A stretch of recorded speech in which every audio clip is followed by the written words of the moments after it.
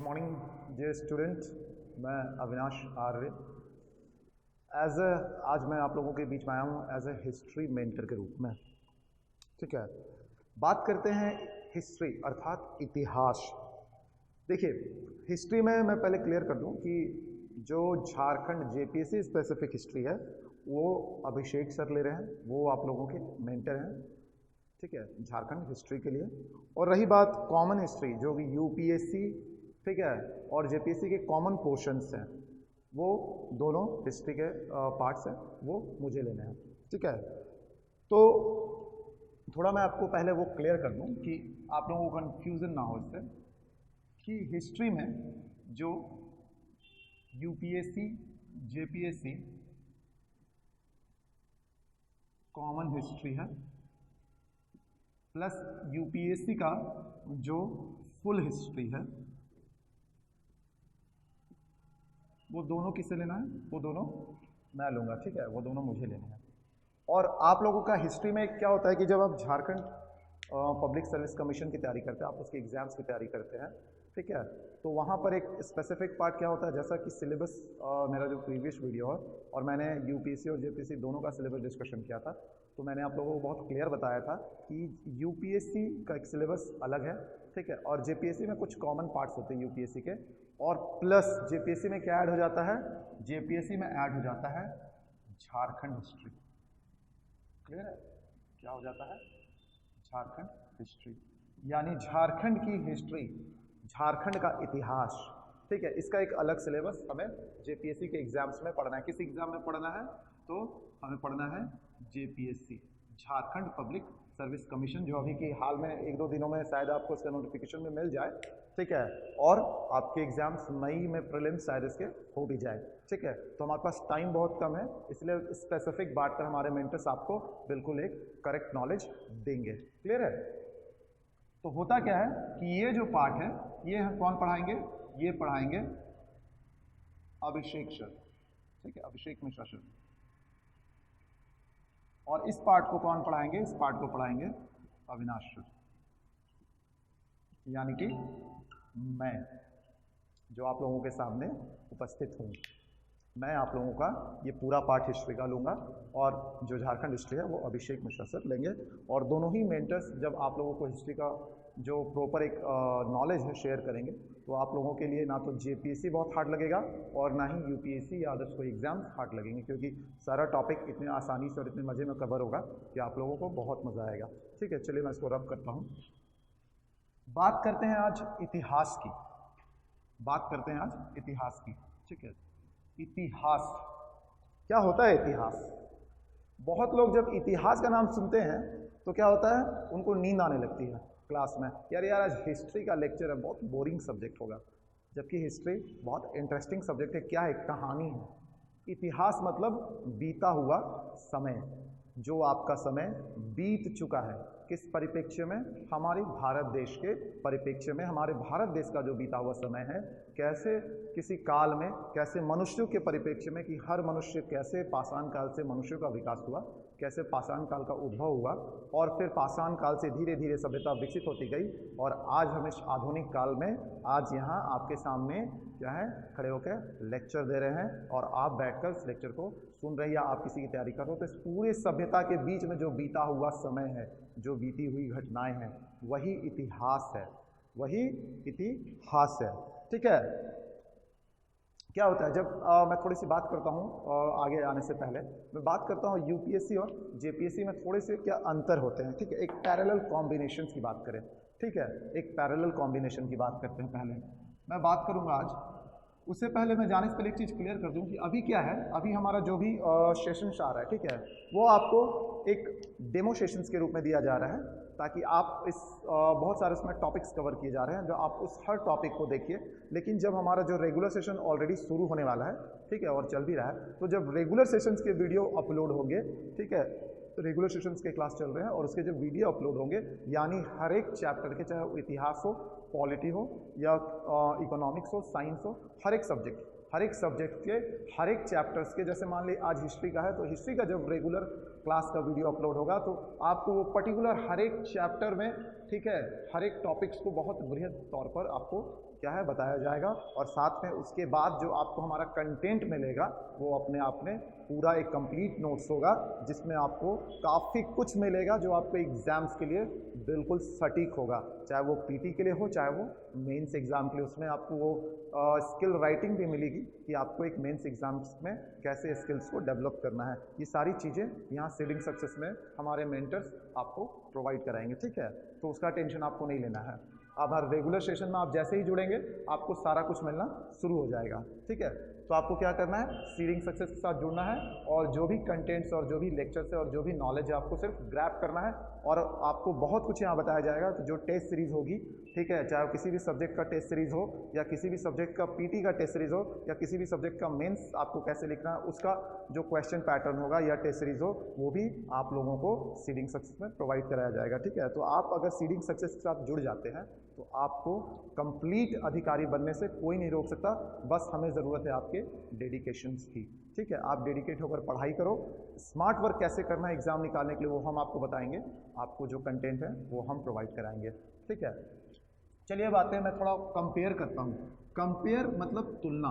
मैं क्या कर रहा हूँ, मैं आज थोड़ी तुलना करता हूँ। पहले मैं आपको ये बता दूँ, बहुत से बच्चों का क्या होता है, क्वेरी होता है कि जब इतिहास की पढ़ाई हो रही है तो सर यूपीएससी का जो इतिहास है क्या अगर हम वो पढ़ लेते हैं तो जेपीएससी मेरा निकल जाएगा, और अगर क्या हम जेपीएससी का इतिहास पढ़ लेते हैं तो मेरी यूपीएससी की भी तैयारी हो जाएगी। ऐसा बहुत बच्चों का डाउट होता है, ठीक है। तो आपको मन में डाउट नहीं रखना है, क्योंकि जो डाउट्स होता है वही बहुत खतरनाक होता है। तो जब तक डाउट क्लियर नहीं हुआ तब तक आगे नहीं बढ़ेंगे हम लोग। तो मैं आपके एक एक डाउट्स को क्लियर करूंगा।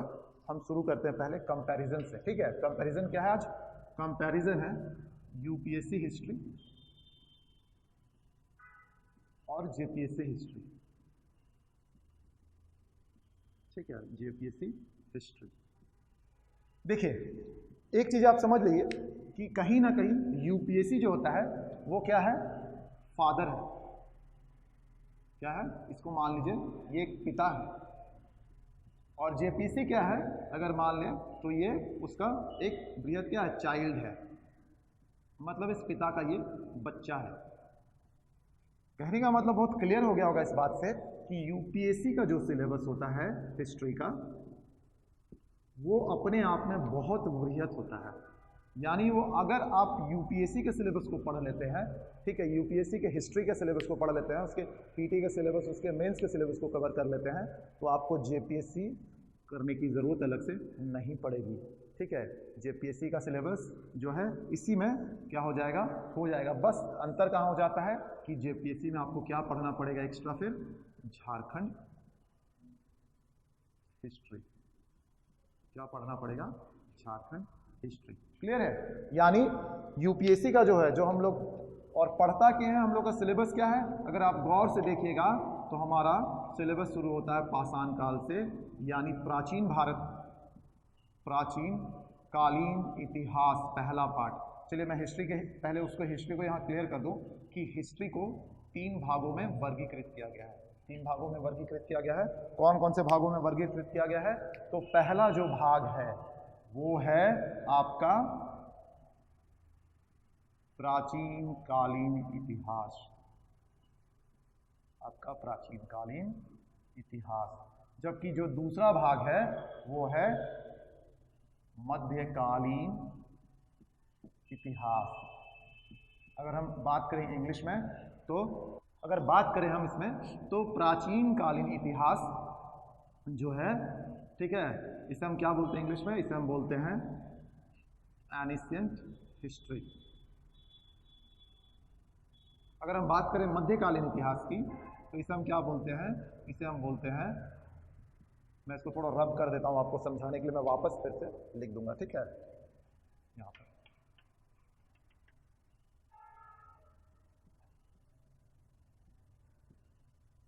ठीक है, इसको हम लोग क्या बोलते हैं, इसको हम लोग बोलते हैं मिडिवल हिस्ट्री।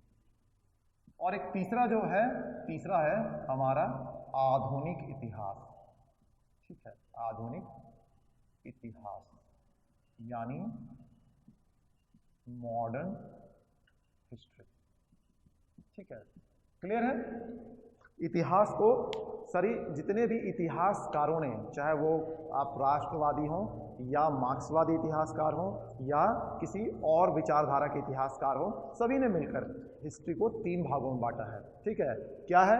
पहला जो है मेरा प्राचीन कालीन इतिहास है, दूसरा जो है मध्यकालीन इतिहास है और तीसरा आधुनिक इतिहास है। ठीक है, इतिहास मतलब बीता हुआ कल, जो बीते हुए कल का भाग है वो 3 भागों में विभक्त है हिस्ट्री में। ठीक है, मैं बात करता हूँ अब इन्हीं तीनों में अलग अलग सिलेबस है। इन्हीं तीनों में क्या है? अलग अलग सिलेबस है। मैं थोड़ा उसको यहीं पर आप लोगों को मैं और अच्छे से समझा देता हूँ। मैं इसको रद्द कर रहा हूँ। आपको ये तो क्लियर हो गया होगा कि यूपीएससी क्या है, अपने आप में इसका जो सिलेबस है वो काफ़ी बृहत है और झारखंड जो है उसमें सिर्फ झारखंड हिस्ट्री ऐड होता है। यानी अगर आप यूपीएससी के सिलेबस को बहुत अच्छे से पढ़ लेते हो तो आप ऑटोमेटिक झारखंड की हिस्ट्री को कवर कर लोगे, चाहे वो पीटी के लिए हो चाहे मेंस के लिए हो। खाली आपको झारखंड हिस्ट्री जो है अलग से पढ़ना होगा जेपीएससी में। ठीक है, चलिए हम आते हैं इन तीनों में। ये है मेरा पहला, ये दूसरा और ये तीसरा भाग। अब हम आते हैं तीनों के पहले दूसरे भाग में। हम आते हैं सबसे पहले पहले भाग में। पहला भाग मेरा क्या है? पहले भाग की बात करें तो पहला भाग कहलाता है प्राचीन कालीन इतिहास। ठीक है, प्राचीन कालीन इतिहास। ठीक है, प्राचीन कालीन इतिहास की बात करें तो क्या होगा? ये शुरू कहाँ से होता है? ये शुरू होता है पाषाण काल से। ठीक है, पाषाण काल से। पाषाण काल को भी कितने भागों में बांटा गया है? तो ये अपने आप में 3 भागों में बांटा गया है। कौन कौन सा? पहला पूरा पाषाण, पूरा पाषाण काल। दूसरा हो गया मध्य पाषाण काल, पहला पूरा पाषाण काल, दूसरा हो गया मध्य पाषाण काल और तीसरा क्या है आपका नव पाषाण काल, जिसे हम आधुनिक पाषाण काल भी कहते हैं। नव पाषाण काल। क्लियर है? ये हो गया पाषाण काल। यानी पाषाण काल की बात करें तो सभ्यता की शुरुआत हम अगर बोले इतिहास में, इतिहास का जो जन्म हुआ है, जहाँ से इतिहास की पढ़ाई हमें करनी है वो कहाँ से शुरू करनी है? पाषाण काल। पाषाण जब आप वर्ड सुनिएगा तो अपने आप में दिमाग में क्या स्ट्राइक करता है? पाषाण मतलब क्या हो गया? मतलब पत्थर, पहाड़। यानी पाषाण का मतलब हो गया पत्थर का काल, पत्थर का काल, पहाड़ों का काल। ठीक है, यानी उस समय क्या थे? पत्थर पे ही जिंदगी समझ लिए लोगों की आधारित थी। ठीक है, 3 भागों में विभक्त हुआ। पूरा पाषाण यानी पाषाण में जब शुरुआत हुआ पाषाण काल का, पाषाण काल की जब शुरुआत हुई तो जब शुरुआत के बाद एक सभ्यता एक कालखंड में जाकर रुकी, जहाँ से फिर नए सिरे से लोगों का विकास शुरू हुआ। तो एक जब कालखंड की जो शुरुआत होती है, एक कालखंड की जब शुरुआत होती है जब यहाँ पर पाषाण काल में, तो उसे ही बोला गया पूरा पाषाण काल, यानी ये शुरुआत है। ठीक है, ये क्या हो गया? ये मध्यांतर हो गया, मध्य पाषाण काल। और ये लास्ट जब पाषाण काल का अंत होने लगा, जब पाषाण काल का अंत होने लगा तब ये नव पाषाण काल आया। तीनों का अलग अलग कालखंड है। हम लोग एक एक करके तीनों के कालखंड को भी देखेंगे कि क्या क्या कालखंड रहा है, कैसे कैसे इतिहासों को वर्गीकृत किया गया है पाषाण काल में, और उस समय लोग किस सभ्यता के साथ रहते थे, किन किन चीज़ों पर निर्भर थे, ये सारा कुछ हम लोग अभी देखेंगे। ठीक है, उसके आगे मैं आता हूँ। पहले मैं थोड़ा आप लोगों को डिटेल सिलेबस बता दे रहा हूँ। ठीक है, पाषाण काल के बाद क्या शुरू होता है? पाषाण काल के बाद शुरू होती है हड़प्पा सभ्यता और सिंधु घाटी सभ्यता। आप इसको देखते हो। उसके बाद हड़प्पा सभ्यता, सिंधु घाटी सभ्यता। लोग, बहुत से बच्चों का तो क्वेरी यहाँ तक रहता है कि वो सोचते हैं कि दोनों एक ही है, हड़प्पा कोई सिंधु बोलते हैं या सिंधु कोई हड़प्पा बोलते हैं। मैंने यहाँ तक बच्चों के यहाँ कन्फ्यूजन को देखा है, लेकिन क्या है कि दोनों सभ्यताएं पैरेलल थी। ठीक है, एक साथ चल रही थी, लेकिन दोनों सभ्यताएं अलग थी। ठीक है, 2 अलग अलग स्थल हैं जहाँ एक हड़प्पा कहलाती है, दूसरी सिंधु घाटी। सिंधु घाटी सभ्यता चूंकि सिंधु नदी के किनारे पाई गई थी, इसीलिए से सिंधु घाटी सभ्यता कहा जाता है। हम लोग ये भी डिटेल में जब हम इस चैप्टर में जाएंगे तो हम लोग देखेंगे कि हड़प्पा का उद्भव कैसे हुआ, सिंधु घाटी सभ्यता कहाँ फली फूली, हड़प्पा में क्या क्या प्रमाण मिले हैं, हड़प्पा सभ्यता कहाँ से कहाँ तक फैली हुई थी। ठीक है, यानी अगर आप प्राचीन काल का जब इतिहास उठाकर देखोगे तो आज का जो भारत था वो काफ़ी विस्तार था, उसका बहुत दूर तक विस्तार था। पहले पाकिस्तान, बलूचिस्तान, ठीक है, सिंध प्रांत, म्यांमार, ये सब जितने आप देख रहे हैं, कंबोडिया, इंडोनेशिया, यहाँ तक इंडोनेशिया, जावा, सुमात्रा, ये सब भारत के भाग हुआ करते थे। ठीक है। भारत इतना बड़ा देश था कि क्या हुआ कि उसको धीरे धीरे कुछ घटनाक्रम जो बाहर के आक्रमणकारी आए, आप आगे देखोगे जब बाहर के आक्रमणकारियों का आगमन हुआ, ठीक है, उसके बाद क्या हुआ, बहुत सारे युद्ध हुए, बहुत से राजाओं ने यहाँ पर क्या किया, यहाँ पर अपने ही लोगों को धोखा दिया, जिसके कारण धीरे धीरे बहुत सारी घटनाओं से भारत का विभाजन हुआ और अलग अलग देशों के रूप में उसका निर्माण हुआ। नहीं तो पहले जो था हमारा वो हिंद कुश था, और हिंद कुश जो था वो अपने आप में इतना फैला हुआ था कि जब एक छोर से दूसरे छोर में आप उसको बता सकते हो कि यहाँ से लेकर यानी इंडोनेशिया तक भारत का शासन था, ठीक है। तो वो बहुत सारी घटनाएं हुई। तो हड़प्पा सभ्यता, सिंधु घाटी सभ्यता हो गई। उसके बाद शुरू हो जाता है हमारा वैदिक काल। उसके बाद क्या शुरू हो जाता है हमारा वैदिक काल। वैदिक कालों को भी दो भागों में विभक्त किया गया है। अगर बात करें तो पहले ऋग्वैदिक काल और दूसरा जो है वो उत्तर वैदिक काल। उत्तर वैदिक काल क्लियर है। वैदिक काल को किसमें किया गया है, ऋग वैदिक काल और उत्तर वैदिक काल। ऋग्वेद आपने सुना होगा, ऋग्वेद वेदों के बारे में, ऋग्वेद, यजुर्वेद, सामवेद, अथर्ववेद, 4 प्रमुख वेद हैं, ठीक है, जिन पे पूरी हमारी सभ्यता का जो स्तंभ है टिका हुआ है, समझ लीजिए, ठीक है। तो अगर बात करें वैदिक कालों की, तो वैदिक काल में हम क्या पढ़ते हैं, हम देखते हैं कि ऋग्वैदिक में कैसा रहन सहन था और क्या क्या सभ्यता संस्कृति, और कहाँ उत्तर वैदिक का आगमन हुआ, ठीक है। उत्तर वैदिक काल की सभ्यता की सबसे बड़ी खोज क्या थी, ठीक है, लोहे की खोज किस काल में हुई, ऋग्वैदिक काल में हुई या उत्तर वैदिक काल में हुई। उत्तर वैदिक कालों में बहुत सारी चीज़ों में किस किस देवी देवताओं की मूर्तियों की पूजा की जाती थी, कौन कौन प्रमुख देवी देवता होते थे, कौन कौन से प्रमुख पशु पक्षी होते थे, इन सारे चीज़ों का एक बहुत सारा लोगों को पता है कि उस समय क्या कोई मांस खाया जाता था ऋग्वैदिक काल में या उत्तर वैदिक काल में। तो लोग सोचते हैं कि नहीं यार, चूंकि वैदिक काल है और क्या है वहाँ भगवानों का काल था, तो इस कालखंड में मांसों का आहार भारत में लोग नहीं करते थे, मांस नहीं खाते। लेकिन यही सबसे आश्चर्यचकित बात है कि बहुत से इतिहासकारों ने ये माना है कि उत्तर वैदिक कालों में कभी कभी कुछ कुछ जगहों पर मांस खाने के भी प्रमाण मिले हैं, ठीक है। तो ये चीज़ें अपने आप में बहुत सारे, जब आप देखिएगा अलग अलग इतिहासकारों का अलग अलग मत रहा है। हम लोग सारे इतिहासकारों के बारे में भी पढ़ेंगे कि किन इतिहासकारों का क्या क्या मत रहा है, ठीक है।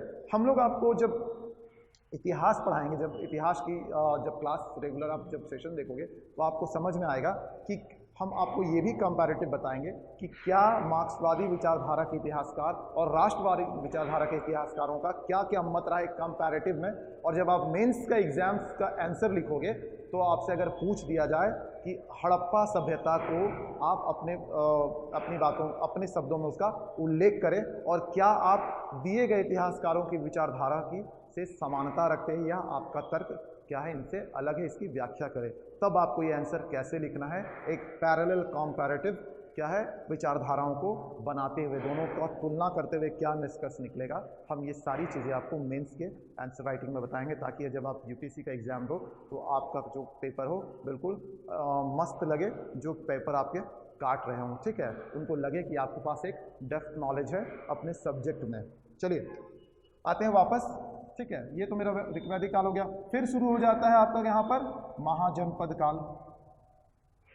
महाजनपद काल, ठीक है।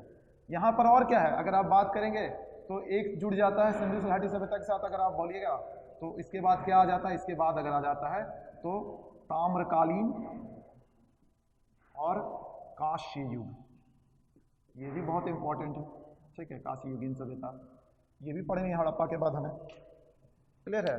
बहुत सारी चीज़ें होती हैं जब आप बात करते हो, सॉरी ये यहाँ पर नहीं आएगा, ठीक है, ये आपका आएगा यहाँ पर। नवपाषाण जब अंत होता है तब ये आ जाता है आपका ताम्रकालीन और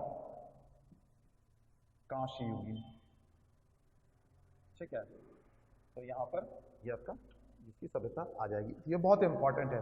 फिर सिंधु घाटी हुई, वैदिक काल हो गया, महाजनपद काल हो गया। इसी में हम लोग बहुत सारा चीज़ पढ़ते हैं, क्या पढ़ते हैं, बौद्ध धर्म, जैन धर्म, ठीक है, इन चीज़ों को पढ़ते हैं।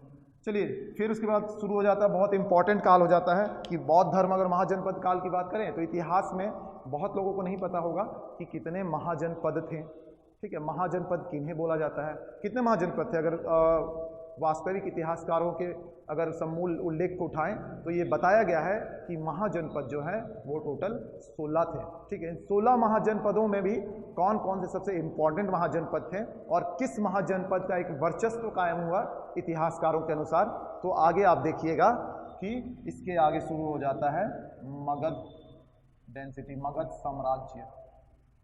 ठीक है, मगध साम्राज्य। मगध साम्राज्य के बाद आप देखिएगा कि क्या है, यहां शुरू हो जाता है गुप्त वंश। ठीक है, यहाँ मौर्य वंश, बहुत इंपॉर्टेंट ये सब। मौर्य वंश, मौर्य वंश क्या हुआ, गुप्त वंश क्या हुआ, कौन कौन से मगध साम्राज्य में डायनेस्टी हुए, कौन कौन से साम्राज्य आए मगध के बाद। अगर है मगध में शुरुआत करें तो मौर्य वंश के बाद कौन आए, नंद वंश कब आया। ठीक है, तो बहुत सारे, हर्यक वंश कब आया, शिशुनाग वंश कब आया, कण्व वंश कब आया। तो इन सारे वंशों का उल्लेख हम लोग इसमें पढ़ेंगे और जो बहुत इंपॉर्टेंट है, जिससे पीटी से भी बहुत क्वेश्चंस आते हैं और मेंस के लिए भी काफ़ी जो टॉपिक्स होते हैं इंपॉर्टेंट होते हैं। ठीक है, तो ये मेरा गुप्त वंश हो गया। चलिए, इसके बाद थोड़ा सा दक्षिण भारत क्या होता है डिस्कस हो जाता है। दक्षिण भारत का थोड़ा सा डिस्कस हो जाता है। अभी हम लोग डिस्कस कर चुके हैं क्या, प्राचीन कालीन इतिहास। अब हम बात करते हैं मध्यकालीन इतिहास की। तो मध्यकालीन इतिहास नंबर 2 पर जो विभक्त किया गया है मध्यकालीन इतिहास। अगर इसमें बात करें तो दो सबसे प्रमुख चीजें हैं। ठीक है, पहला हो गया दिल्ली सल्तनत और दूसरा मुगल काल। ये दोनों टॉपिक्स बहुत इंपॉर्टेंट है।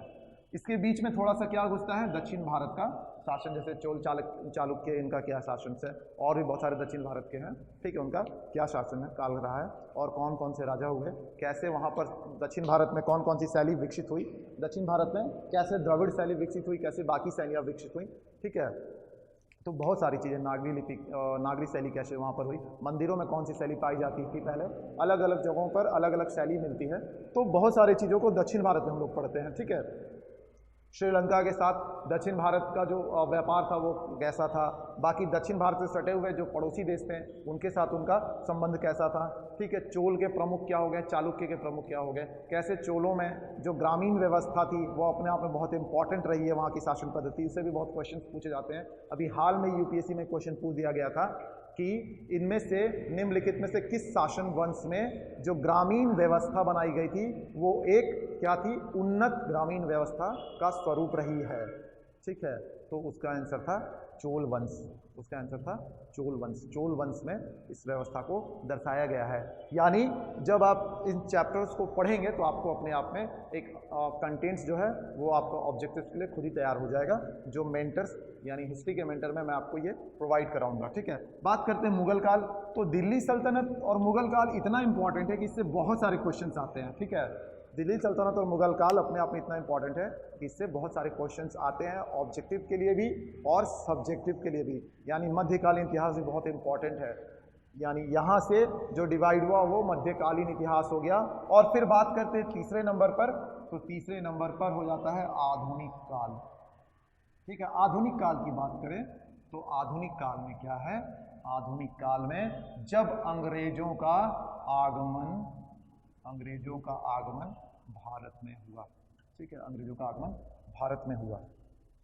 ठीक है, अंग्रेजों का आगमन भारत में हुआ 1600 के आसपास। ठीक है, 1600 ईस्वी के आसपास अंग्रेज भारत में इंटर करने लगे। ठीक है, किस रूप में, व्यापार करने के रूप में। यानी अगर बात करें व्यापार करने के रूप में तो कैसे आए वो, एक व्यापारी के रूप में आए।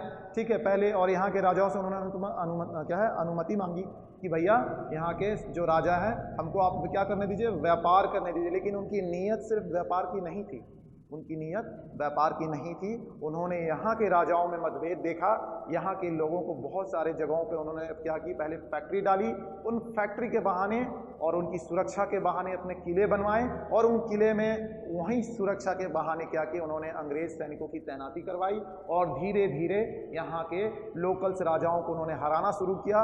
और चूंकि उनके पास अत्याधुनिक हथियार हुआ करते थे उस समय भी, तो वो कहीं ना कहीं यहाँ के राजाओं पर भारी पड़ने लगे और धीरे धीरे उन्होंने कई क्षेत्रों को जीता। और चूंकि हमारे कहते हैं ना, हमारे भारत में गद्दारों की कमी नहीं है, हमारे भारत में गद्दारों की कमी नहीं है, देश के लिए और देश के पीठ पर ही खंजर भोंकने वालों की कमी नहीं है।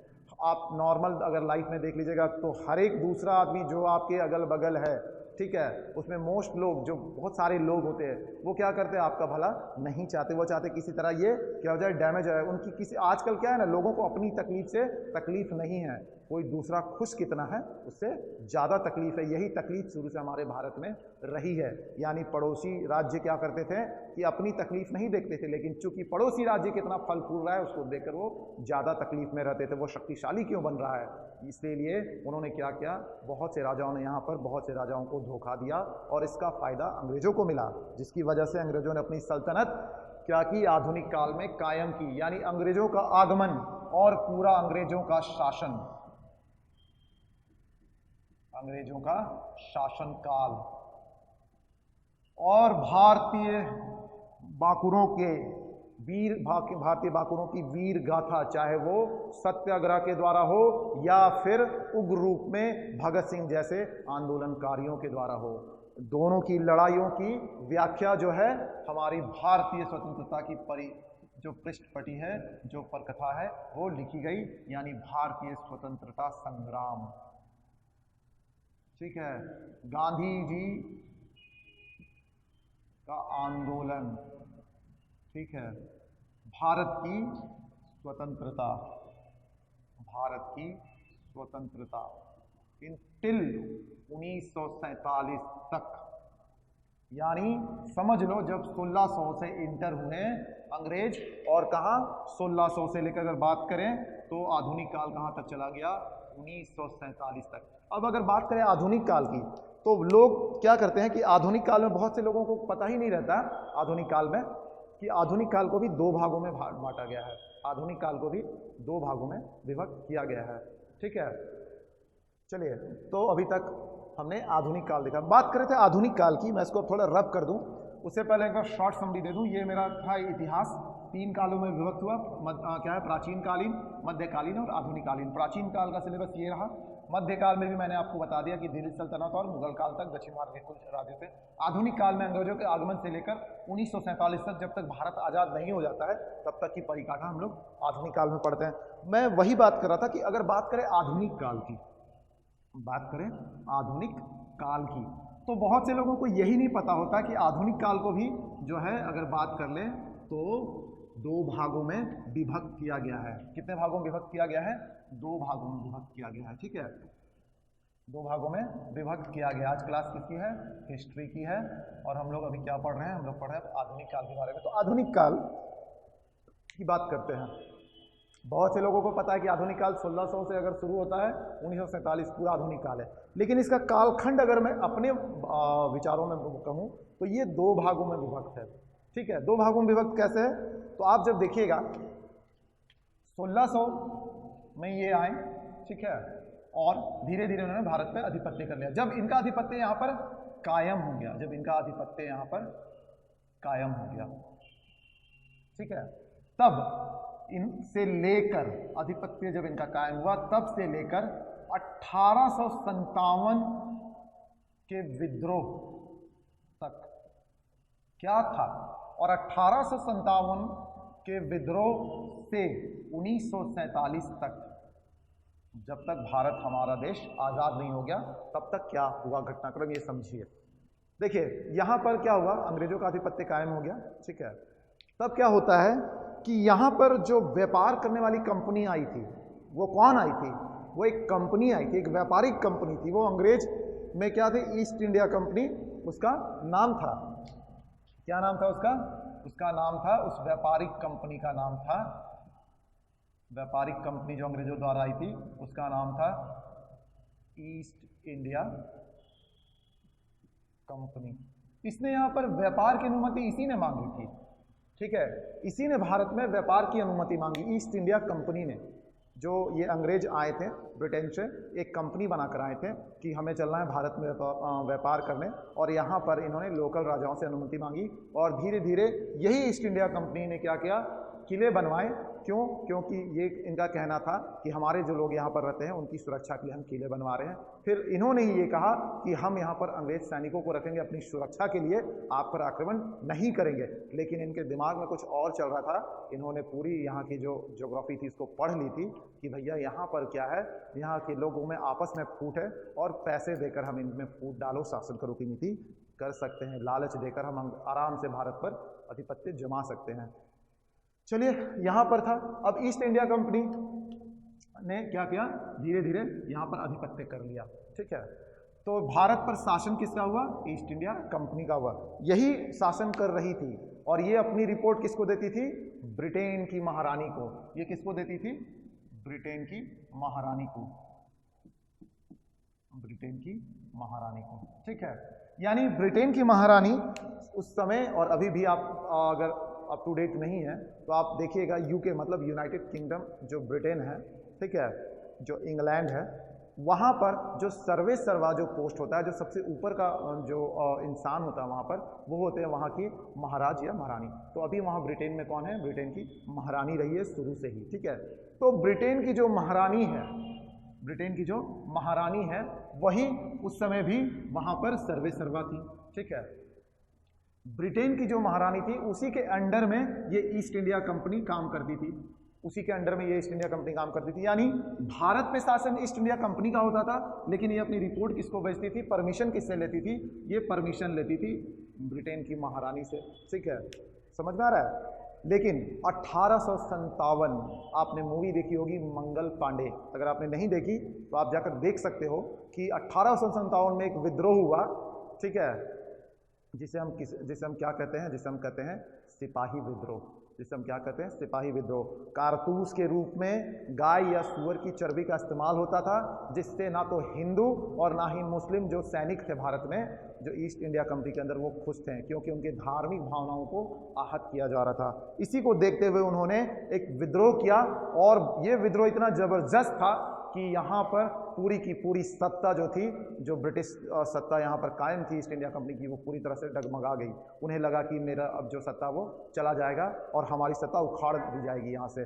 लेकिन किसी तरह चूंकि फिर वही हुआ, यहाँ के ही राजाओं, बहुत से राजाओं ने पीठ में छुरा घोंप दिया, अपने ही राजाओं के, अपने ही स्वतंत्रता सेनानियों के, अपने ही आंदोलनकारियों के, जिसकी वजह से वापस से ब्रिटिश जो यहाँ पर आधिपत्य था वो कायम रह पाया, और फिर ये 1947 तक चला। तो यहाँ पर क्या हुआ कि इससे पहले जब ये घटना घटी, 1857 का जो विद्रोह हुआ, जब ये घटना घटी और ये ईस्ट इंडिया कंपनी की स्थिति यहाँ पर क्या हो गई? खराब हो गई, बहुत, यानी बहुत खराब हो गई। यहाँ पर ये डगमगाने लगे, और तब भारतीयों को खुश करने के लिए, या दिखाने के लिए इनसे शासन ले लिया गया, और ये शासन कहाँ स्थानांतरित हो गया? अब ये शासन सीधे स्थानांतरित हो गया कहाँ? ब्रिटिश जो है ब्रिटेन की महारानी के पास, ब्रिटेन की महारानी के पास। लोगों को ये कहा गया कि भारत से ईस्ट इंडिया कंपनी का शासन खत्म हो गया है, और अब जो भी देख रेख यहाँ शासन होगा वो सीधे सीधे ब्रिटेन की महारानी भारत में देखेंगी, ब्रिटेन की महारानी भारत में देखेंगी। यानी यहाँ घटनाक्रम क्या हुआ कि ईस्ट इंडिया कंपनी का शासन खत्म हो गया, और यहाँ शुरू हो गया ब्रिटेन की महारानी, जिसे हम क्या बोलते हैं? जिसे हम बोलते हैं क्राउन्स रूल, जिसे हम बोलते हैं क्राउन्स रूल। यानी अगर आप बात करें, जिसे मैंने अपने खंडों में बांटा आधुनिक काल को, तो दो खंड क्या हो गए? यहाँ से जो शुरू होता है 1857 से मेरा क्राउन रूल, ये कहाँ तक चला? 1857 से क्राउन रूल 1947 तक चला, जब मेरा भारत आज़ाद हुआ। यानी आप ध्यान से देखिएगा तो आधुनिक काल कितने भागों में बढ़ गया? दो भागों में बढ़ गया। जब आधिपत्य कायम हुआ ब्रिटिश का, ईस्ट इंडिया कंपनी का, और वहाँ से लेकर 1857 तक, यानी अगर बात करें तो कहीं ना कहीं 1600 से लेकर 1857, और फिर 1857 से लेकर 1947, ये आधुनिक काल था मेरा, मॉडर्न युग। इसी को दो भागों में मैंने विभक्त किया है, क्योंकि यहाँ पर बहुत सारी चीज़ें घटनाक्रम हुई। जब ईस्ट इंडिया कंपनी का शासन था भारत में, बहुत सारे घटनाक्रम हुए, कहाँ कहाँ आधिपत्य हुआ, किन से इनकी लड़ाई हुई, कहाँ कहाँ किन राजाओं ने को विलय किया गया, कहाँ कहाँ किन राजाओं ने इनके साथ हाथ मिलाया, और कहाँ कहाँ इनका सीधा युद्ध हुआ। ठीक है। तो ये था 1857 से, लेकिन जब 1857 का घटनाक्रम हुआ, सिपाही विद्रोह हुआ, जिसे कहीं ना कहीं क्या बोला जाता है, जिसे भारतीय स्वतंत्रता संग्राम का पहला एक सफल संग्राम बोला जाता है, ठीक है, एक पहला आधारशिला बोला जाता है, वो 1857 का विद्रोह बोला जाता है। इस विद्रोह के बाद सीधे सीधे जो हस्तांतरण था सत्ता का, वो ईस्ट इंडिया कंपनी से छीनकर महारानी को दे दिया गया। महारानी ब्रिटेन से सीधे यहाँ पर शासन करती थी, और उसके लिए उन्होंने अपने 2 प्रमुख अधिकारियों को नियुक्त किया, जिसे हम पढ़ेंगे बाद में क्या कहा गया, राज्य सचिव और वायसराय, जिसे क्या कहा गया, राज्य सचिव। यहाँ 2 प्रमुख अधिकारी बने, पहला राज्य सचिव और दूसरा वायसराय। ठीक है, हम लोग सब कुछ देखेंगे, हम लोग सब कुछ देखेंगे कि पहला भारत का राज्य सचिव कौन बना और पहला वायसराय कौन बना।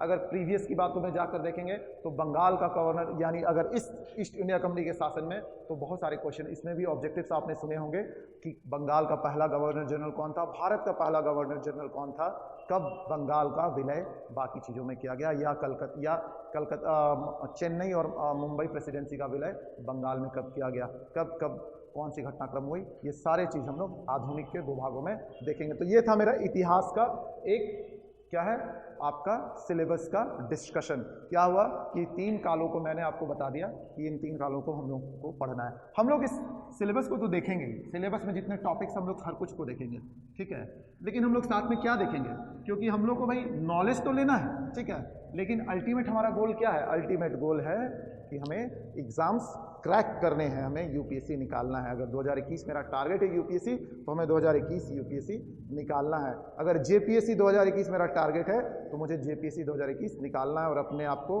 उस अधिकारी के रूप में क्या करना है, स्थापित करना है, ठीक है। तो उसके लिए हम लोग क्या करेंगे, उसके लिए हम लोग अब मेहनत करेंगे, मेहनत के साथ साथ क्या करेंगे, स्मार्ट वर्क करेंगे और इन चीज़ों पर काम करना अभी से शुरू कर देंगे, ठीक है। तो आपको उसका टेंशन अभी से थोड़ा तो लेना ही पड़ेगा, क्योंकि आपको क्या करना, अल्टीमेट आपका समय कम है। अगर आप जेपीएससी की तैयारी कर रहे हो और यूपीएससी की तैयारी भी करोगे, तो आपको अभी से लगना पड़ेगा, ठीक है। ये था मेरा हिस्ट्री का सिलेबस डिस्कशन। चलिए मैं कुछ टॉपिक्स को हम लोग डिस्कस करते हैं। आज हम लोग थोड़ा पाषाण काल डिस्कस करते हैं, ठीक है। हम लोग क्या करते हैं, पाषाण काल डिस्कस करते हैं। अगर बात करें पाषाण काल की, ठीक है, बात करें पाषाण काल की, मैंने जैसे बताया जब मैं अभी सिलेबस डिस्कस कर रहा था, पाषाण का मतलब क्या होता है,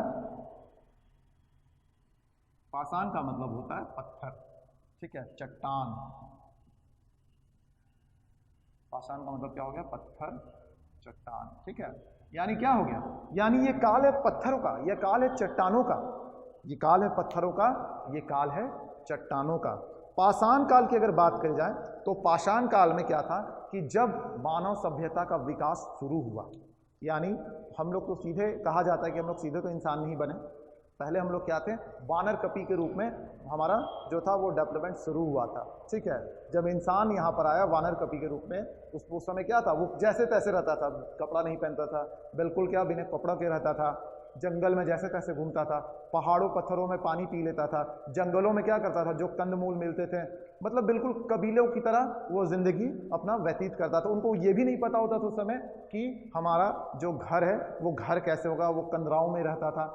फिर बाद में उनको थोड़ी, जब उनका थोड़ा सभ्यता का विस्तार हुआ, धीरे धीरे मानव के अंदर क्या हुआ, धीरे धीरे मानव के अंदर नई चीज़ों का विस्तार हुआ, बौद्धिक क्षमताओं का विकास हुआ। तो धीरे धीरे आप देखोगे यही कालखंड आगे बढ़ता है और यही मानव झोपड़ी बना कर रहने लगते हैं और धीरे धीरे आग जलाना सीख लेते हैं, पत्थरों को रगड़कर उसी आग से खाना बनाना सीखते हैं। और यही कालखंड और आगे बढ़ता है तो धीरे धीरे मानव का जो बौद्धिक क्षमता का जो विकास होता है और बढ़ता है और यही झोपड़ियाँ धीरे धीरे क्या बनती हैं, बहुत सारे समूहों में एक घरों का निर्माण करना ये शुरू कर देते हैं और ये धीरे धीरे चाक और मिट्टी के बर्तनों का निर्माण शुरू कर देते हैं। धीरे धीरे इनमें विकास बढ़ता जाता है। इन्हीं कालखंडों के इतिहास के विकास को पाषाण कालों में 3 भागों में विभक्त किया गया है। यानी अगर पाषाण काल की बात करें तो हम पहले बात करते हैं पूरा पाषाण काल की। बात करें पूरा पाषाण काल की, तो पूरा पाषाण काल को जो विभक्त किया गया, इसका जो कालखंड है, देखिए कालखंडों के बारे में अगर मैं बात करूं तो इतिहास में बहुत सारे इतिहासकारों ने जो कालखंडों का विवरण दिया उसमें बहुत ज़्यादा विवाद रहा है। कुछ इतिहासकारों के पास जो साक्ष्य मिले हैं वो अपना कालखंड देते हैं, कुछ इतिहासकारों को जो साक्ष्य मिले वो अपने कालखंड को क्या करते हैं यहाँ पर निर्दिष्ट करते हैं। लेकिन फिर भी एक कॉमन कालखंड जो है उसको विदित हम लोग आज करते हैं और हम लोग देखते हैं, ठीक है। लेकिन इसका जो विवाद है वो अभी तक चला आ रहा है, ये विवाद अभी खत्म नहीं हुआ है, लेकिन हम इस विवाद में नहीं पड़ना है, हमें एक कॉमन कालखंड जो है देखते हैं। तो कॉमन कालखंड अगर बात करें पूरा पाषाण काल की, तो इसका जो है ये माना गया है 25 लाख ईसा पूर्व से लेकर कहाँ तक, कोई इसको 12,000 ईसा पूर्व तक मानता है, जबकि कोई इसे 8,000 ईसा पूर्व तक मानता है। यही विवाद है। विवाद देखिए आपको यही शुरू हो गया।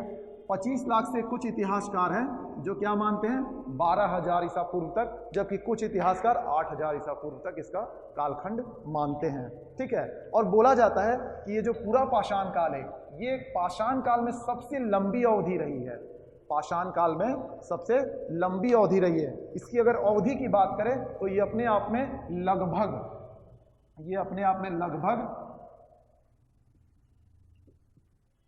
1 लाख वर्ष तक का इसका समय रहा है। क्या माना गया है कि इसका समय लगभग सिर्फ पूरा पाषाण काल का 1 लाख वर्ष तक रहा गया है। यानी लोगों को मध्य पाषाण काल आते आते 1 लाख वर्ष तक का समय लग गया। मानव सभ्यता का थोड़ा विकास होते होते 1 लाख वर्ष तक का समय लग गया। पूरा पाषाण काल में लोग क्या करते थे? पूरा पाषाण काल में लोग गुफाओं में रहते थे, ये कबीलों की तरह रहते थे। इसी कालखंड में लोगों ने क्या किया, इसी कालखंड में लोग कंदमूल से पहाड़ों से पानी पीते थे, कंदमूलों को तोड़कर खाते थे, जंगलों में रहते थे, निर्वस्त्र रहते थे, इन्हें कपड़ों मतलब कपड़ा जो होता है ना वो भी पहनने को इनको नहीं पता था। तो ये मेरा क्या था, उस समय पूरा पाषाण काल था जब इन्हें कुछ भी नहीं पता था, मानव सभ्यता धीरे धीरे विकास की ओर अग्रसर हो रही थी, ठीक है। तब क्या हुआ, उस समय ये इनको कुछ नहीं पता था, ये पत्थर से क्या करते थे, पत्थर से ही शिकार करते थे, शिकार को क्या करते थे, खाते थे। उन समय ये अग्नि जलाना भी बाद में सीखे, जब इनका पाषाण काल में पूरा पाषाण काल का अंतिम समय आया, तब इन्होंने पत्थरों से आग जलाना सीखा, ठीक है, पत्थरों से आग जलाना सीखा। उसके बाद आता है इस काल में के बाद मध्य पाषाण काल। बात की जाए मध्य पाषाण काल की, तो मध्य पाषाण काल का जो कालखंड माना गया है वो माना गया है 12,000 या 8,000 ईसा पूर्व से यहाँ तक 4,000 ईसा पूर्व तक। क्लियर है? ये कालखंड माना गया है मेरा मध्य पाषाण काल का। बात की जाए मध्य पाषाण काल की, ठीक है, तो मध्य पाषाण काल क्या है, इसमें थोड़ा विकास हुआ। जब ये आग जलाना सीख गए तो ये खाना बनाना भी धीरे धीरे सीख गए। ये क्या करते थे मध्य पाषाण काल में, तब ये झोपड़ी बनाना इन्होंने सीखा सबसे पहले, कि इनको जब ठंड लगने लगी तो इनको समझ में आया कि हम ठंड में इस मौसम में पूरे जो हमारे जो बदन पे कपड़े भी नहीं है तो हम कैसे रहेंगे। तब इन्होंने क्या किया, पत्तों का पहले क्या करते थे, जो पेड़ पौधे जंगल में होते थे उनके पत्ते इन्होंने तोड़े और उनसे उन्होंने छाल बनाया, छाल से अपने बदन को ढका और फिर धीरे धीरे उसी आग को जलाने के बाद वहाँ जब भोजन बना तब उस भोजन को इन्होंने ग्रहण किया। यानी धीरे धीरे इनको कपड़े पहनने की तमीज आ गई। अब इनको जब एहसास हुआ कि ठंड बहुत ज़्यादा है, बरसात हो रही है, तो हम कहाँ बचेंगे, तब इन्होंने क्या किया, उसी जंगल से लकड़ी और अलग अलग घास को इकट्ठा करके झोपड़ी बनाई। यानी इस कालखंड में उन्होंने झोपड़ी बनाना सीख लिया। इस कालखंड में उन्होंने क्या किया, झोपड़ी बनाना सीख लिया। आग जलाना जो था, आग मेरा विदित हो गया, झोपड़ी बन गई। यानी अब ये बढ़ते हैं धीरे धीरे, क्या था, जहां वो जंगल में शिकार करते थे अब वो भोजन में कृषि की ओर थोड़ी और अग्रसर हुए। ये कृषि का अग्रसर जो हुआ है नव पाषाण काल के प्रारंभिक स्त्रोत से आपको मिल जाएंगे, ठीक है। इनको पता चला कि हम कुछ चीज क्या करते हैं, तोड़ के लगाते हैं तो इससे इस पौधे का जन्म होगा, यानी वो कृषि की तरफ मुड़े, ठीक है। यानी अब जो बात आया है मेरा वो नव पाषाण काल आता है, तीसरा नव पाषाण काल, ठीक है। मेरा क्या आता है, नव पाषाण काल। बात करें नव पाषाण के कालखंड की, तो नव पाषाण का कालखंड जो है वो माना जाता है 4,000 ईसा पूर्व से लगभग 2500 ईसा पूर्व के आसपास, 2500 ईसा पूर्व के आसपास, ठीक है। यानी ये जो था नव पाषाण काल। नव पाषाण काल में क्या हुआ, नव पाषाण काल में मानव की एक विकसित सभ्यता सामने आई। इस समय तक मानव ने क्या किया, मानव उस समय कपड़े पहनना सीख गए थे, पत्थरों को रगड़कर आग जलाना सीख गए थे, झोपड़ियां बनाना सीख गए थे। अब जब इनको धीरे धीरे क्या हुआ, इनको पता चला कि हमारी जो स्त्रियां हैं इनके तन पर भी जो कपड़े हैं एक व्यवस्थित तरीके से होने चाहिए। जंगल में जो हमें कंदमूल मिलते हैं, अगर हम इनके जो खाते इनके बीजों को लगा दें तो वापस से क्या होगा, पेड़ पौधे होंगे। अगर हम कुछ की कृषि कर लें तो कृषि का मतलब उस समय इनके लिए यही था कि ये जंगल से छोटे छोटे पौधे लगाते थे एक जगह और उन्हें उगाते थे और खाते थे। ठीक है, तो ये कृषि की ओर अग्रसर हुए। इनके दिमाग में ये विकास विकसित हुआ कि कुछ चीज़ों को लगाने से कुछ चीज़ों का उत्पादन होता है जिसको हम ग्रहण कर सकते हैं। यानी मानव सभ्यता धीरे धीरे विकास की ओर अग्रसर हो गई थी। यही मेरा नवपाषाण काल था। नवपाषाण काल में क्या हुआ, नवपाषाण काल में जो औजार बने वो धीरे धीरे और विकसित हुए। वो पत्थरों के साथ साथ लकड़ियों का प्रयोग हुआ, लकड़ी के में पत्थर लगाकर नए नए औजारों का विकास हुआ। बहुत सारे औजार हैं। जब हम लोग एक स्पेसिफिक चैप्टर में जब हम लोग जाएंगे, इसके पाषाण काल शुरू होगा, जब हमारे रेगुलर जो सेशन का जो वीडियो होगा उसमें हम लोग काफ़ी कुछ देखेंगे एक एक पॉइंट को। ठीक है, कि सभ्यता का विकास कैसे हुआ, कौन कौन से औजार थे, किन किन औजारों का प्रयोग हुआ, कौन कौन सी सभ्यता में क्या क्या जो रहन सहन था व्यवस्थित तरीके से और विकसित हुआ। ठीक है, वो सारी चीज़ें हम देखेंगे। तो ये था मेरा पाषाण काल।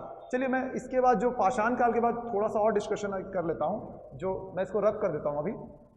ठीक है, पाषाण काल के बाद जो हमारा डिस्कशन था वो मैं आपको करता हूँ कि इसके बाद क्या है। पाषाण काल के बाद शुरू हो जाते हैं, लास्ट जाते जाते आप देखिएगा ताम्र और कांस्य युगीन, ताम्र और कांस्य युगीन सभ्यता। ठीक है, यानी अगर आप देखिएगा ताम्र मतलब हो गया तांबा, ताम्र मतलब मेरा क्या हो गया, तांबा, ताम्र मतलब तांबा, और कांस्य मतलब कांसा। ठीक है, अगर बात की जाए, ठीक है, तो इसका मतलब क्या हो गया, अगर मेटल की बात की जाए तो आप देखिएगा कि सबसे पहले किसकी खोज हुई है, तांबे की खोज हुई है। यानी पहली धातु जो है जो इतिहासकारों द्वारा खोजी गई, या बोला ऐसे जाए कि इतिहास में अगर आप जाते हो तो जिस सबसे पहली धातु का प्रयोग किया गया वो कौन था, तांबा था। यानी मानव इस समय सोचिए, अब जो विकसित है नवपाषाण के बाद, मनुष्य पूर्ण रूप से विकसित हो चुका था। उसमें सोचने की समझने की शक्ति, रहन सहन का जो था, नवपाषाण काल में, मध्य पाषाण काल में तो झोपड़ी बना चुका था। नवपाषाण काल में मनुष्य का बौद्धिक क्षमता इतनी बढ़ गई थी कि उन्हीं झोपड़ियों को वो एक नहीं बल्कि कई झोपड़ियों को बनाकर एक समूह में रहने लगा। यानी धीरे धीरे धीरे वो क्या है, एक छोटे से गांव और गांव से शहर की सभ्यता की ओर उसने विकास की ओर कदम रख दिया था।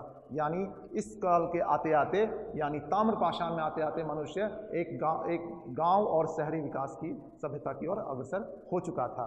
ठीक है, यानी रहन सहन का जो सभ्यता था वो अपने आप में विकसित रूप धीरे धीरे ले चुका था। यानी उनको तांबा का प्रयोग चला, उसके बाद कांसा का प्रयोग उनको पता चला कि तांबा क्या है, कांसा क्या है, और इसके हथियार बनने लगे। अलग अलग तरह के हथियार तांबे और कांसे से बनने लगे, और ना केवल इनसे हथियार बने बल्कि इनका व्यापार भी शुरू हुआ। ठीक है, यानी एक जगह से दूसरे जगह व्यापार का भी आवागमन और जो प्रारंभ था वो विकसित हुआ। इस तरह से धीरे धीरे सभ्यता इतिहास में बढ़ी है। ठीक है, अगर इतिहासकारों की माने तो उसके बाद क्या आता है, उसके बाद आ जाता है हड़प्पा। अगर बात करते हैं हड़प्पा की तो हड़प्पा और सिंधु दोनों साथ चलते हैं। आप हड़प्पा और सिंधु दोनों पैरेलल साथ चले, दो अलग अलग सभ्यताएं हैं, लेकिन इनमें काफ़ी कुछ एक समानता भी है और काफ़ी कुछ एक विसंगत विषमता भी है। यानी बहुत सारे सिमिलैरिटीज़ हैं और बहुत सारे डिफरेंसेस भी हैं। समझ में आ रहा है? तो इसमें बहुत सारे पॉइंट्स होते हैं जो एग्जाम्स के लिए बहुत इंपॉर्टेंट होते हैं। बहुत सारी चीज़ें होती हैं जो हमें पढ़नी है। बात करें अगर हड़प्पा का, तो हड़प्पा का अगर हम विस्तार की बात करें तो हम जानते हैं, इसको मैं ऊपर थोड़ा कर देता हूँ, मैं इससे मिटाने के मैं इसको काम करता हूँ, मैं रब कर देता हूँ आप लोगों के लिए ताकि आप लोगों को आराम से समझ में आ जाए। ठीक है, अब मैं बात करता हूँ थोड़ी सी हड़प्पा सभ्यता की। अगर मैं बात करूँ हड़प्पा सभ्यता की, तो हड़प्पा सभ्यता का जो विस्तार था, ये मैं क्या कर रहा हूँ, एक मैप बना देता हूँ आप लोगों के लिए। ये मेरा हो गया उत्तर, दक्षिण, पूरब, पश्चिम। मैप आप सबको लोगों को पता होना चाहिए कि अगर मैप आप जब देखोगे तो उत्तर में क्या होता है, सबसे ऊपर में क्या होता है, उत्तर होता है, नीचे दक्षिण के राज्य होते हैं, हमारे दाहिने हाथ में क्या होता है, पूरब होता है, और हमारे बाएं हाथ में पश्चिम के राज्य होते हैं। उसी तरह हड़प्पा सभ्यता का जो विस्तार था वो मैं आप लोगों को दर्शा देता हूं कि कहां से कहां तक था। अगर बात करें पूर्व में, तो ये था आलमगीरपुर। आलमगीरपुर ये आता है उत्तर प्रदेश, यूपी में। कहाँ आता है? यूपी में। बात करें दक्षिण में, तो दक्षिण में अगर बात करते हैं तो ये था दाइमाबाद। ये कहाँ था? दाइमाबाद। बात करें अगर पश्चिम की, बात करें पश्चिम की, तो पश्चिम में था सुतकोंडरे, ठीक है। और उत्तर में मांडा। मांडा जो है वो, मांडा कहाँ पर आता है? ये आता है जम्मू कश्मीर में। सुतकोंडरे की बात करें तो ये हो जाता है बलूचिस्तान में, जो वर्तमान में बलूचिस्तान है, यानी पाकिस्तान में। आपने सुना होगा कि अभी हाल में बहुत विवाद रहा है पाकिस्तान में एक प्रांत को लेकर, सिंध बलूचिस्तान प्रांत, जिससे जो यहाँ के निवासी हैं वो पाकिस्तान से अलग होना चाहते हैं और पाकिस्तान ने अपने आर्मी के दम पर इसको अपने साथ मिलाकर रखा है। तो ये बलूचिस्तान तक था जो हड़प्पा, ये कौन सी सभ्यता था? ये थी हड़प्पा सभ्यता। हड़प्पा सभ्यता का जो विस्तार था वो अपने आप में यहाँ तक था। बात करें दाइमाबाद, दाइमाबाद कहाँ है? ये महाराष्ट्र से सटा हुआ बॉर्डर है। यानी अगर आप हड़प्पा सभ्यता का विस्तार देखें तो अपने आप में कहाँ है? पूर्व में आलमगीरपुर यूपी उत्तर प्रदेश तक था, ठीक है। अगर वहाँ से आप निकलते हैं, आप वहाँ से पश्चिम में चले जाते हैं तो सुतकोंडरे बलूचिस्तान तक था। यानी गुजरात से आप आगे बढ़ जाओ, बॉर्डर पे चले जाओ, गुजरात महाराष्ट्र आगे निकलकर जो पाकिस्तान का बॉर्डर शुरू हो जाता है उसके अंदर भी आप सीधे घुस जाओ, जाकर लास्ट बॉर्डर पे आप देखोगे कि बलूचिस्तान है पाकिस्तान में, ठीक है। तो इस सिंध और यहाँ तक, मतलब इस एरिया तक था अगर आप नक्शे पर जाओगे तो, ठीक है। और इधर ऊपर में आप देखोगे कि नक्शे में क्या होता है, ऊपर में यहाँ पर जम्मू कश्मीर, यहाँ जम्मू कश्मीर से लेकर अगर इस एरिया में जाओगे तो ये पाकिस्तान का जो एरिया है पूरा इधर वाला, इस पूरे एरिया तक ये पूरा हड़प्पा सभ्यता था। और बात करोगे दाइमाबाद महाराष्ट्र में, तो ये महाराष्ट्र का यही एरिया होता है। आप देखोगे कि यहाँ क्या है? महाराष्ट्र है। तो महाराष्ट्र से वो आपका कहाँ तक जाता है? यूपी। यूपी आपका इसके आसपास, दिल्ली के आसपास आकर खत्म हो जाता है। यानी ये पूरा एरिया अगर आप देखिएगा मैप में तो कहाँ था? ये हड़प्पा सभ्यता थी, ठीक है। इसका जो विस्तार था, बहुत आपसे क्वेश्चन पूछ दिए जाते हैं कि पूछे जाएंगे आपसे कि इनका विस्तार जो था हड़प्पा सभ्यता का पूर्व में कहाँ तक था, या उत्तर में कहाँ तक था, या दक्षिण में कहाँ तक था। आपको ये चारों ऑप्शंस याद रखने पड़ेंगे, चारों चीज़ें याद रखनी पड़ेंगी। ये अपने आप में क्वेश्चन है, ठीक है। और बहुत इंपॉर्टेंट चीज़ें होती हैं जब आप हिस्ट्री को मैप के थ्रू पढ़िएगा। मैं आपको कोशिश यही करूँगा कि हिस्ट्री सिर्फ कहानी की तरह नहीं, बल्कि हिस्ट्री को भी मैं आपको भारत के नक्शे में बता पाऊँ कि हमारी जो सभ्यता थी उसका विकास कहाँ कहाँ तक था, और हमारी जो सभ्यता थी वो कैसे फली फूली भारत के अलग अलग प्रदेशों में। और ये जब चैप्टर्स रेगुलर जो हमारे सेशंस होंगे, इसके जब जो वीडियोस होंगे लेक्चर, उसमें आपको बहुत मजा आने वाला है, क्योंकि हिस्ट्री सिर्फ हिस्ट्री नहीं रहेगा। समझ लीजिए हिस्ट्री ज्योग्राफी के एक पार्ट, मैपिंग को उठाकर आपके साथ पढ़ाया जाएगा। और मैं ये पूरी कोशिश करूंगा कि आप लोगों को हिस्ट्री इतना इंटरेस्टिंग लगे कि आप लोगों को जब आप हिस्ट्री पढ़ो तो आपको उसमें ज्योग्राफी का भी फ्लेवर मिक्स मिले, ठीक है। तो ये अपने आप में बहुत इंटरेस्टिंग हो जाएगा। चलिए आज मैं इतना ही रखता हूँ, ठीक है। आने वाले और भी जो वीडियोज़ है, जो हमारा डेमो सेशन होगा, उसमें अलग अलग टॉपिक्स होंगे। और जब रेगुलर सेशन का वीडियो आप जब हमारे सीडिंग सक्सेस को ज्वाइन करेंगे क्लासेस को, तो आप रेगुलर सेशंस के जो वीडियो आपको मिलेंगे वो अपने आप में कंप्लीट नोट्स आपको मिल जाएंगे। और जो हमारा कंटेंट आपको प्रोवाइड किया जाएगा, जो कंटेंट यहाँ मिलेंगे, चाहे हिस्ट्री के कंटेंट हो, चाहे पॉलिटी के कंटेंट हो, किसी अदर सब्जेक्ट्स के कंटेंट हो, अपने आप में सफिशिएंट होंगे। आप बने रहिए सीडिंग सक्सेस के साथ। मेरा अविनाश आर्य, मैं कोशिश करूँगा कि मैं किसी भी सब्जेक्ट को जब लूँ तो वो इतने इंटरेस्टिंग फैक्टर के साथ पढ़ाऊँ और आपको लोग इतनी ईजी वे में बताने की कोशिश करूँ कि आपको कोई भी सब्जेक्ट हार्ड नहीं लगे। Thank you very much. आप बने रहिए, हम फिर मिलेंगे। मैं अविनाश आर्य, मैं कोशिश करूँगा कि आप लोगों को एक सही चीज़ दे पाऊँ। Thank you very much.